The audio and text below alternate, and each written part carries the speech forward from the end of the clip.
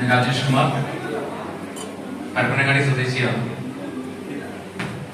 കോട്ടയത്താണ് ഇപ്പം വീട് വെച്ച് താമസം. കോഴിക്കോട് ഒരു അപ്പാർട്ട്മെന്റ് ഉണ്ട്. Professionally I was A teacher. ഒരുപാട് വർഷം ഒരു ഹൈസ്കൂൾ അധ്യാപകനായി ഹൈദരാബാദിൽ വർക്ക് ചെയ്തിട്ടുണ്ടായിരുന്നു. മാന്യമായ ജോലിയാണ് അല്ലേ, നല്ല സൊസൈറ്റിയിൽ നല്ല റെസ്പെക്ട് കിട്ടുന്ന ജോലിയാണ്.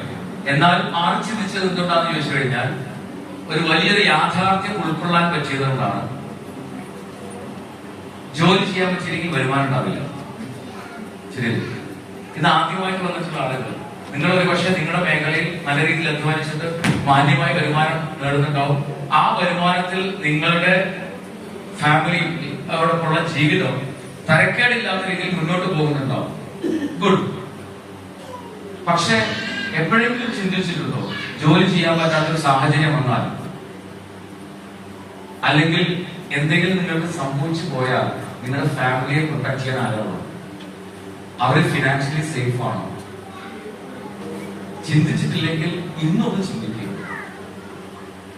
കാരണം ഞാൻ കുറച്ച് വർഷങ്ങൾക്ക് മുൻപ് അത് ചിന്തിച്ചു.